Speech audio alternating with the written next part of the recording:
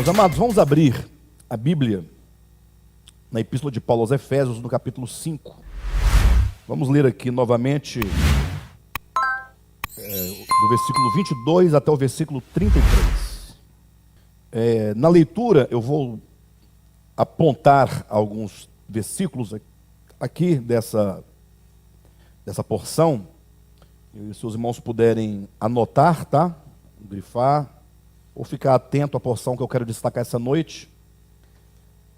Efésios 5, versículo 22 em diante, diz assim: As mulheres sejam submissas ao seu próprio marido, como ao Senhor, porque o marido é o cabeça da mulher também, como também Cristo é o cabeça da igreja, sendo este mesmo o Salvador do corpo.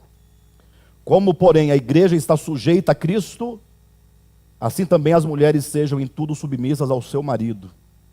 Maridos, amai vossa mulher, como também Cristo amou a igreja e a si mesmo se entregou por ela, para que a santificasse, tendo-a purificado por meio da lavagem de água pela palavra, para a apresentar a si mesmo igreja gloriosa, sem mácula, nem ruga, nem coisa semelhante, porém santa e sem defeito. Então os versículos 26 e 27 são dignos aí de um realce, tá? Para nós podermos tratar mais especificamente sobre eles.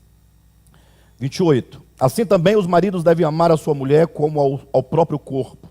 Quem ama a esposa, a si mesmo se ama. Porque ninguém jamais odiou a própria carne, antes a alimenta e dela cuida, como também Cristo faz com a igreja. Porque somos membros do seu corpo. Eis porque deixará o homem a seu pai e sua mãe, e se unirá à sua mulher, e se tornarão os dois uma só carne. Grande é este mistério, mas eu me refiro a Cristo e à igreja. Não obstante, vós, cada um de per si, também ame a própria esposa como a si mesmo, e a esposa respeite ao marido. Eu quero frisar aqui os versículos 31 e 33. Tá bom? Bem, antes de nós entrarmos propriamente no que nós precisamos falar essa noite, eu quero apenas resgatar um ponto que nós tratávamos aqui na semana passada. Não quero me prender muito nesses pontos, mas apenas lembrar e trazer um exemplo muito importante para que haja maior clareza, né? Quando nós aqui, mostrando como que o apóstolo Paulo, ele trabalhava com os aplicativos e com os princípios. Princípio é aquilo que é eterno, é aquilo que transcende o tempo. Princípio é a essência da verdade, que é aplicada e é aplicável em qualquer tempo, em qualquer lugar, independentemente da cultura, do povo, porque é algo divino que é possível ser construído dentro de todos os homens. Tá bom? São os princípios. Enquanto que o aplicativo, ele é vulnerável ao tempo. Aquilo que se aplica num tempo pode não ser aplicável no outro tempo. Aquilo que se aplicava, se aplica em determinado povo, em razão de sua cultura, pode ser que não se aplique a um outro povo, a uma outra cultura, de um outro lugar e de um outro tempo. Então é importante que em nossa leitura, nós venhamos, sobretudo nas epístolas, né, identificar aquilo que pertence a uma época, que pertence a um povo, que pertence a uma cultura, que nós chamamos então de aplicativos, e que basta que nós entendamos, e não, desavisados, queiramos aplicar um aplicativo em qualquer tempo, em qualquer espaço, para qualquer povo, em qualquer cultura.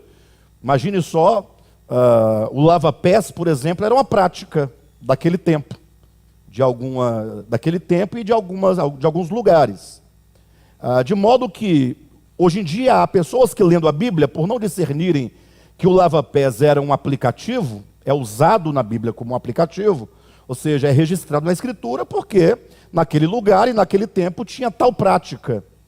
E Jesus então usa o lava-pés, lá em João capítulo 13, ele usa enquanto algo do seu tempo, algo da cultura, só que ele eleva a nível do princípio, ou seja, ele apresenta o que há de princípio naquele aplicativo. O mesmo se pode falar, por exemplo, do uso do véu, em 1 Coríntios capítulo 11, né? quando Paulo trata de um problema específico lá da região de Corinto, mas ele extrai daquele aplicativo, daquela cultura, que ele próprio deixa muito claro que se tratava ali de uma tradição,